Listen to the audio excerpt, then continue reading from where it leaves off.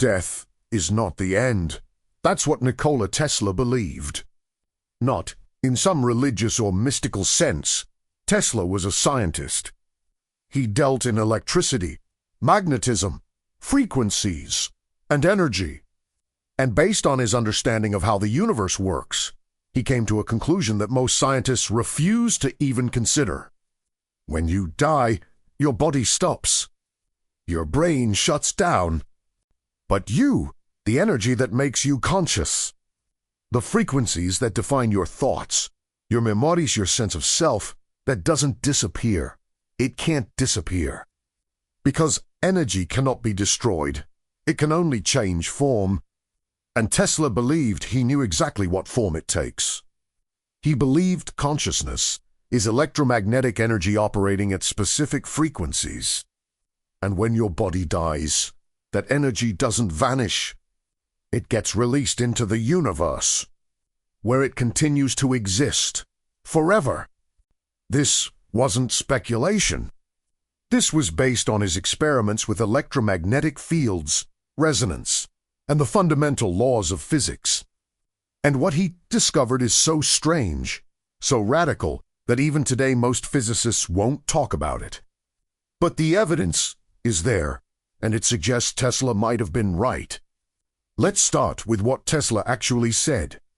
In his later years, Tesla became obsessed with the nature of consciousness. He conducted experiments that nobody else was doing. He built devices to detect electromagnetic frequencies that he believed were connected to thought and awareness. And he made a statement that shocked everyone who heard it. He said that the human brain is nothing more than a receiver. Not a generator of consciousness, but a receiver. Like a radio picking up signals. The consciousness itself, the signal, comes from outside. It exists in the electromagnetic field of the universe.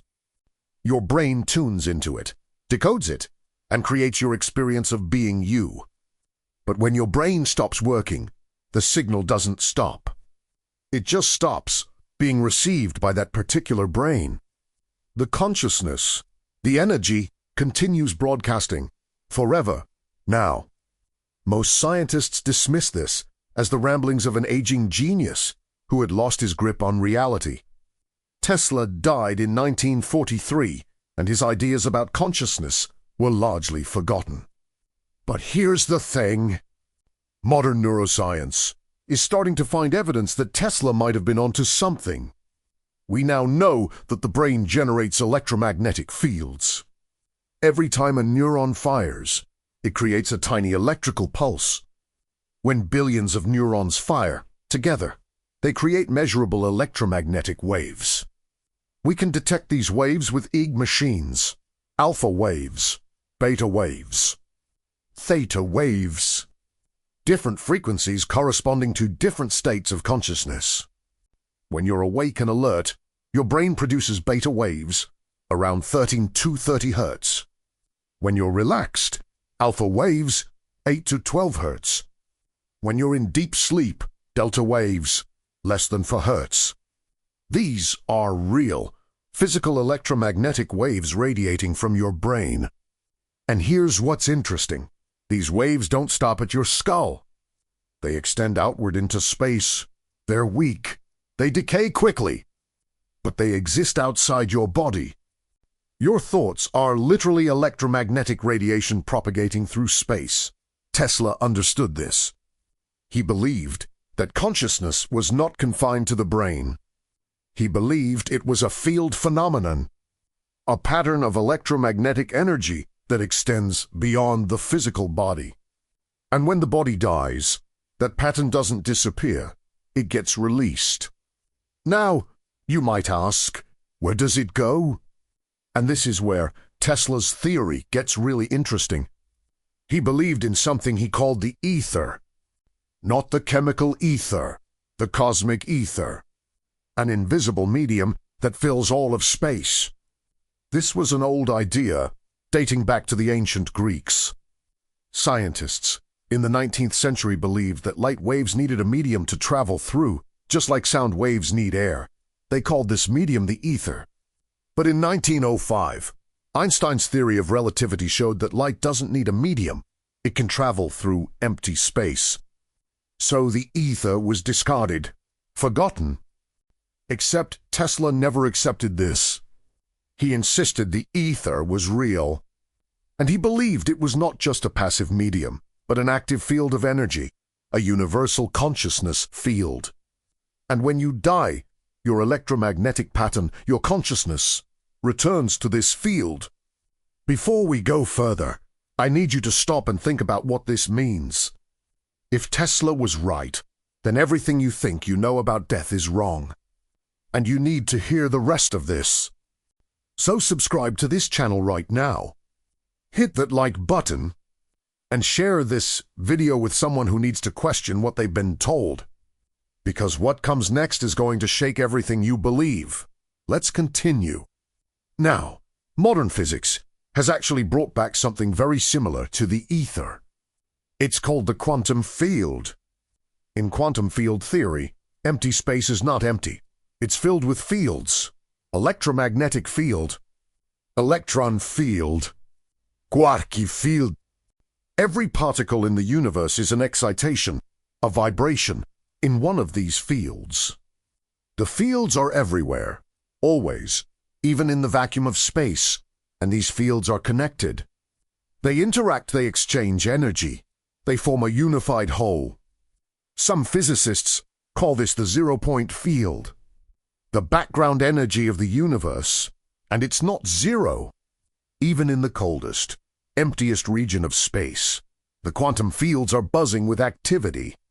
Virtual particles pop in and out of existence. Energy fluctuates. The vacuum is alive. And this is starting to sound a lot like Tesla's ether. A field of energy that permeates everything, that connects everything. And if consciousness is an electromagnetic phenomenon, then it exists within this field, not separate from it, part of it. Let's talk about what happens when you die. Your heart stops. Blood stops flowing. Oxygen stops reaching your brain. Neurons stop firing. Within minutes, brain activity ceases. The electromagnetic waves that were radiating from your brain, the patterns that corresponded to your thoughts, your memories, your sense of self, they fade. And then nothing. That's the conventional view. Brain activity stops. Consciousness ends. You cease to exist. But Tesla would say, not so fast. The energy doesn't just disappear. Energy cannot be destroyed. First law of thermodynamics. Energy can only change form. So where does the electromagnetic energy of your consciousness go when your brain stops generating it? It radiates outward. It spreads into the surrounding electromagnetic field. It becomes part of the quantum field. And here's the key. Information is never lost.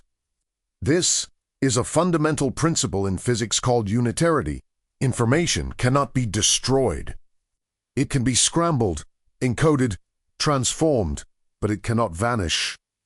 If information cannot be destroyed, and your consciousness is information encoded in electromagnetic patterns, then that information continues to exist after your brain dies. It's just not localized in your brain anymore. It's distributed across the field. Now, this sounds abstract. Let me make it concrete. Think about a radio station. The station broadcasts a signal. You turn on your radio, tune to the right frequency, and you hear music. You turn off the radio. The music stops. But did the signal stop? No. The signal is still there. Still broadcasting. Your radio just stopped receiving it. Tesla believed the brain works the same way. Your brain is the radio. Consciousness is the signal. When your brain dies, the radio stops working, but the signal continues. It's still there. Still existing. Just not being received by that particular brain. Now, you might ask, if the signal is still there, why can't we detect it? Why can't we measure consciousness after death? And the answer is, maybe we can. There are experiments being done right now that suggests something persists after clinical death. There's a phenomenon called terminal lucidity. It happens in patients with severe dementia or brain damage. People who haven't been able to speak or recognize family members for years. And then, hours or even minutes before death, they suddenly become lucid. They wake up, they talk, they remember. They're fully conscious and aware, and then they die. This has been documented thousands of times, and it makes no sense.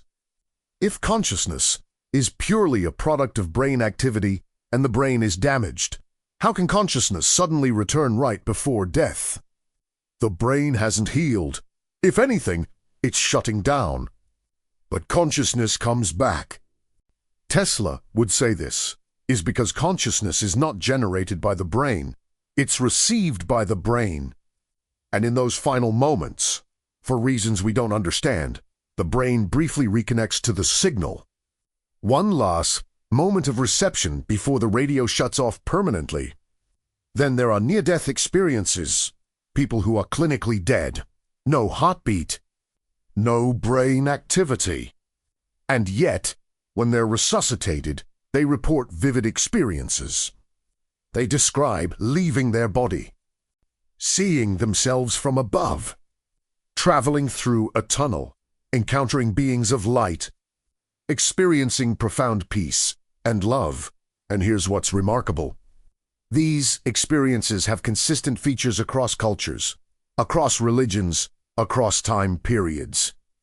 People who have never heard of near-death experiences report the same things. Skeptics say these are hallucinations. The brain shutting down produces random neural activity that creates these experiences. But there's a problem with that explanation. Some people report accurate details about what happened in the room while they were clinically dead. Things they couldn't have seen or heard because they had no brain activity. One famous case involved a woman who described a shoe on the ledge outside the hospital window, a shoe she couldn't have seen from her bed. And when someone checked, the shoe was there, exactly as she described. How did she know? If consciousness is purely brain activity and her brain was not active, she shouldn't have known anything, but she did. Tesla would say her consciousness separated from her brain. The electromagnetic pattern that is her awareness left her body and existed independently for a brief time. And then, when her brain was resuscitated, it reconnected. She came back, but the consciousness itself never stopped. It just stopped being localized in the brain. Now, this is where things get controversial. Because if consciousness can exist independently of the brain, then what happens to it after permanent death, when the brain can't be resuscitated? Does the consciousness just drift in the electromagnetic field forever? Does it dissipate? Does it merge with the universal field? Tesla believed it persists. He believed that the electromagnetic pattern that is you continues to exist in the field, not as a ghost, not as a spirit in the traditional sense, but as information, as energy, as a pattern of frequencies that once defined your awareness. We're at the halfway point, and what's coming next is going to challenge everything you think is possible. But I need you to stay with me. Subscribe right now if you haven't. This is information that could change your entire perspective on life and death. Hit that like button. Share this with everyone, because this is too important to keep to yourself. Let's go deeper. Let me tell you about Tesla's experiments. In his laboratory, he built devices that generated extremely powerful electromagnetic fields. Coils that could produce millions of volts, frequencies ranging from low hertz to megahertz. And he noticed something strange. When he stood in certain electromagnetic fields, his state of consciousness changed. He reported feeling heightened awareness, vivid mental imagery, a sense of connection to something larger. He believed he was tuning his brain to different frequencies, accessing different layers of the universal consciousness field. He even claimed that he could receive information this way Ideas, insights, inventions. He said the ideas didn't come from his brain. They came through his brain, from the field. And if you look at his life, it's hard to argue. Tesla invented alternating current, the induction motor, the Tesla coil, radio, remote control, X-ray technology. He had over 300 patents, and he claimed most of his inventions came to him fully formed in visions. He would see the device in his mind, complete with every detail, and then simply build it. No trial and error, new prototypes. It worked the first time. Now, you might think this is just genius at work. But Tesla insisted it was something else. He said he was accessing information from the field. And modern research on creativity and insight supports this. Studies show that moments of insight, those aha moments, are associated with sudden bursts of gamma waves in the brain, frequencies around 40 Hz. And these bursts happen right before the conscious mind becomes aware of the solution. It's as if the information arrives first, and then the brain processes it. Where does the information come from? Conventional neuroscience says it's unconscious processing. The brain was working on the problem in the background. But what if Tesla was right? What if the brain is accessing information from the field? What if insights are moments of resonance between your brain and the universal consciousness field? There's another the Pevins that supports theory, quantum entanglement. When two particles become entangled, they remain connected no matter how far apart they are. Change the state of one particle, and the other particle changes instantaneously, faster than light. Einstein called this spooky action at a distance. He didn't like it, but it's real. We've measured it, and it suggests that the universe is fundamentally connected at a level deeper than space and time. Particles that were once together remain connected through the quantum field. Now, think about this. Every atom in your body was once part of a star. Every particle in your brain was created in the Big Bang or in the core of a supernova. These particles have been entangled with countless other particles throughout the history of the universe. And if entanglement persists, then your brain, your consciousness, is still connected to everything it has ever interacted with. You are not isolated. You are connected to the entire universe through the quantum field. Tesla understood this. He said, "Though free to think and act, we are held together like the stars in the firmament, with ties inseparable." He believed we are all part of one cosmic whole. And when you die, you don't leave that whole. You just change your relationship to it. Your localized consciousness, the part that was confined to your brain, returns to the field. But the information, the pattern, the essence of who you were, that remains, encoded in the electromagnetic structure of the universe, forever. Now, this raises a question. If consciousness persists after death, can it interact with the living? Tesla believed it could. He conducted experiments trying to communicate with what he called intelligences from other realms. He built receivers designed to pick up signals that he believed were coming from non-physical entities. He claimed he detected signals, patterns that seemed intelligible, but he couldn't decode them. And when he talked about this publicly, people thought he'd gone insane. His reputation suffered, and he stopped talking about it. But he never stopped believing. Modern researchers are exploring similar ideas. There's a field called instrumental transcommunication, ITC. It's the use of electronic devices to detect communication from non-physical sources. Researchers record audio in empty rooms and claim to hear voices, faint, distorted, but intelligible. They call them electronic voice phenomena, EVP. Skeptics say it's pareidolia, the brain finding patterns in random noise. But some of the recordings are hard to explain. Voices responding to questions, giving information that the researchers didn't know. saying names of deceased people that are later verified. Is this consciousness reaching back from the field, or is it wishful thinking? We don't know. But if Tesla was right, if consciousness exists as electromagnetic energy in the field, then in principle, it should be detectable with the right equipment. We just might not have built that equipment yet. Let's talk about memory. One of the biggest mysteries in neuroscience is where memories are stored. We know that damaging certain parts of the brain can impair memory. The hippocampus is critical for forming new memories. But here's the thing. We've never found a memory. We've looked. We've mapped the brain. We've recorded individual neurons, and we can't find where the actual memory is stored. It's not in a specific neuron. It's not in a specific synapse. It seems to be distributed across the brain. But even that doesn't fully explain it, because people can lose large portions of their brain and still retain memories.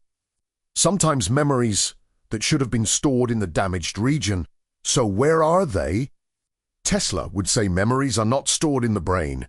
They're stored in the field. The brain accesses them, retrieves them. But the information itself exists outside the brain, in the electromagnetic field. And when you die, those memories don't disappear. They remain in the field. You just can't access them anymore because your receiver, your brain, has stopped working. There's some evidence for this. Studies on memory retrieval show that recalling a memory involves reconstructing it. You're not playing back a recording. You're rebuilding the memory from fragments. And sometimes, people retrieve memories that seem to come from outside their own experience, past life memories. Children who describe detailed events from lives they never lived. Locations they've never been to. Languages they've never learned. Skeptics say these are fantasies or cryptomnesia, hidden memories from things they heard or saw and forgot. But some cases are hard to explain away. Children describing specific historical details that are later verified. Details that were not in books or easily accessible.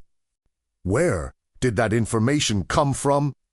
If memory is stored in the field, and consciousness can access the field, then maybe what we call past life memories are actually accessing information from other consciousnesses that existed in the field before.